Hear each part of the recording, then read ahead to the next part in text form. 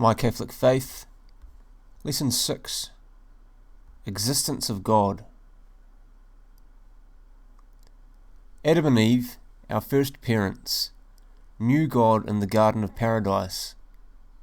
God spoke to the patriarchs and prophets and gave them messages for the rest of men.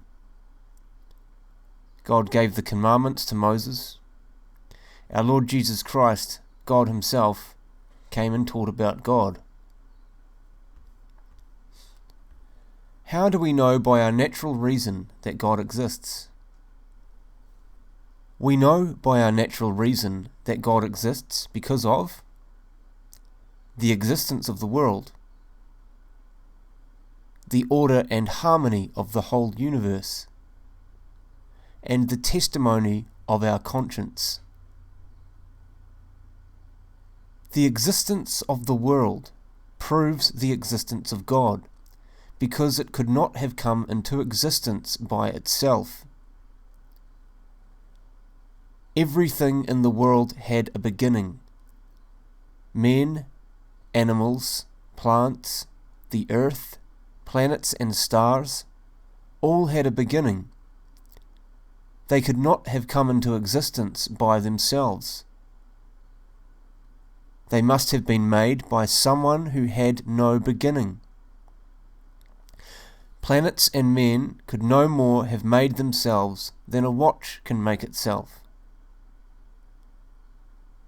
The astronomer Kircher had a friend who denied the existence of God. During a visit one day, this friend saw a globe in the study of the astronomer. "This is an interesting globe," said he. "Who made it?" "Why," replied Kircher, "it just made itself." The friend had a hearty laugh at the idea. Kircher asserted, "It would be much easier for a little globe like that to make itself than for the immense globe of the earth to create itself." When we see footprints on the sand, we conclude that someone has passed that way. The universe is filled with the footprints of a supreme creator.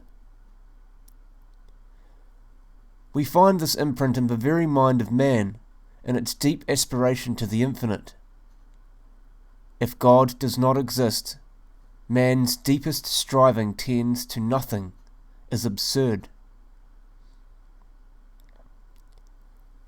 The order and harmony of the universe prove the existence of God because they lead us to infer the existence of a supreme architect and preserver of surpassing skill. The heavenly bodies go along their appointed courses age after age. The seasons succeed one another year by year. There is splendor, beauty, arrangement, and order everywhere. The whole universe is governed and preserved by a mutable law. If you plant an orange seed, you are certain an apple will not spring from it. Every morning you are sure the sun, when it rises, will appear in the east. At night you can go peacefully to sleep, assured that after your rest the day will come again.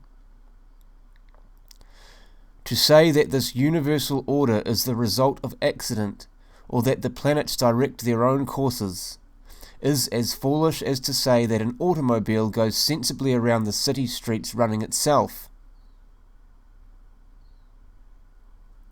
The heavens declare the glory of God, and the firmament proclaims His handiwork. God is the intelligent cause. Long ago the pagan Cicero said, "When we contemplate the heavens, we arrive at the conviction that they are all guided by a being of surpassing skill." The great astronomer Newton often uncovered and bowed when God's name was uttered. How does the testimony of our conscience prove the existence of God? By our conscience we can distinguish right from wrong. Our conscience approves the right and condemns the wrong. Thus, within ourselves there is a recognition of a supreme lawgiver to whom we are responsible, who will reward the good we do and punish the evil. The fool says in his heart, "There is no God." Those who persist in denying the existence of God in spite of external and internal testimony are atheists, not rarely blinded by pride.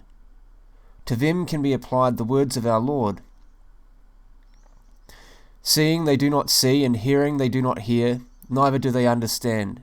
For the heart of this people has been hardened, lest at any time they see with their eyes, and hear with their ears, and understand with their mind, and be converted, and I heal them.